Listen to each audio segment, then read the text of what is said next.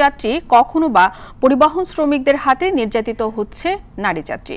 নারীদের নিরাপদ চলাচল নিশ্চিতে নানা উদ্যোগ নেওয়া হলেও বেশিরভাগই কার্যকর রাখা যায়নি। ব্র্যাকের গবেষণা বলছে প্রায় 94% নারী গণপরিবহনে যৌন হয়রানির শিকার। গণপরিবহনে যাত্রী বিড়ম্বনা নিয়ে সাদিয়া কানিজের ধারাবাহিকের প্রথম পর্ব আজ ছবি তুলেছেন নিহার নন্দী ও নিজামুদ্দিন। একই সময়ে অফিস, কিন্তু পুরুষ যাত্রীদের হুড়োহুড়ি আর হেলপারের অনীহায় নারীর জন্য বাস ধরা কয়েক গুণ কঠিন। নির্ধারিত সময়ে গন্তব্যে পৌঁছাতে তাই পুরুষদের সাথে প্রতিযোগিতায় নামতে হয় নিয়মিত। প্রয়োজনের তাগিদে বাধ্য হয়ে গাদাগাদি করে বাস যাত্রায় বেশিরভাগ নারীরই আছে নেতিবাচক অভিজ্ঞতা। প্রবলেম তো ফেস করতেই হয়। বাসে বসে আছি, ছেলেরা এসে এভাবে গুতাচ্ছে। আমি তো একদিন আমার পিন দিয়ে গুতা দিয়ে তারপর ওটাই করেছি। সবাই তো আর পারবে না। অনেক সময় ভিড় থাকে, দাঁড়িয়ে থাকতে গেলে অনেক সময় পুরুষের ধাক্কাধাক্কিতে অনেক সময় অনেক অসুবিধার মধ্যে পড়তে হয়। তারপর যাওয়ার সময় এমনও হয়েছে যে ও বাচ্চা মানুষ, মানে মহিলা সিটেও পুরুষ বসে থাকে। আমার মেয়েটা হচ্ছে মানে প্রায় আধা ঘন্টা দাঁড়িয়ে থেকে একজন পুরুষ উঠে ওকে জায়গা দেয়নি। সিট তো পাই না, কারণ দেখা যায় যে 9টা সিট বরাদ্দ থাকে মেয়েদের জন্য, নারীদের জন্য মেনলি, কিন্তু 9টা সিটে আমরা কোনো সিটই পাই না, দেখা যায় যে পুরুষরা বসে থাকে। অথচ সর্বোচ্চ আদালতের নির্দেশে প্রতিটি টাউন সার্ভিসে অন্তত 9টি আসন নারী, শিশু ও প্রতিবন্ধীদের জন্য সংরক্ষিত থাকার কথা। বেশিরভাগ সময়ই যা থাকে পুরুষদের দখলে। এ ব্যাপারে চালক হেলপারও গা করেন না। শুধু তাই নয়, বাসে ওঠার সময় অনেক হেলপারের হয়রানির শিকারও হতে হয় নারী যাত্রীদের।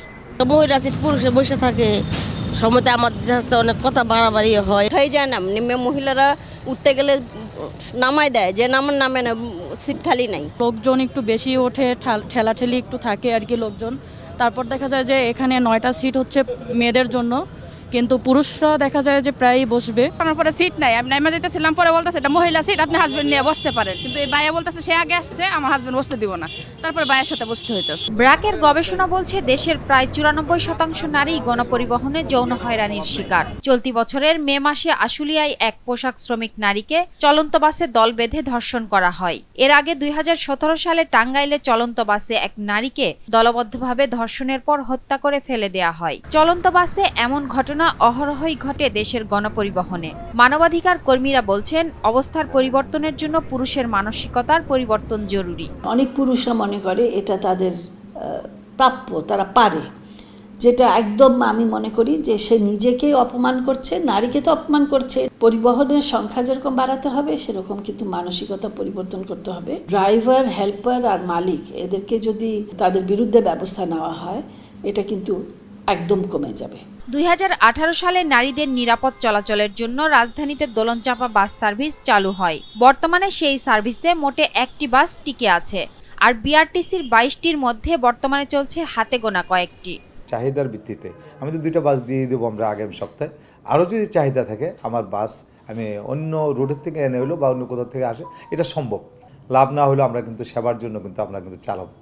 সেইগুলা কিন্তু এটার মধ্যে অন্যতম হলো আমাদের মহিলা বাস সার্ভিস। গণপরিবহনে প্রতিনিয়ত নারীদের সম্মুখীন হতে হচ্ছে হয়রানি ও নির্যাতনের। নারীদের চলাচল নির্বিঘ্ন করতে নানামুখী কার্যক্রম হাতে নেওয়া হলেও শেষ পর্যন্ত ভেস্তে যাচ্ছে সেসব উদ্যোগ। তাই মানসিকতা পরিবর্তনের পাশাপাশি কঠোর আইনি পদক্ষেপ নেওয়ার পরামর্শ সংশ্লিষ্টদের। সাদিয়া কানিজ, RTV, ঢাকা।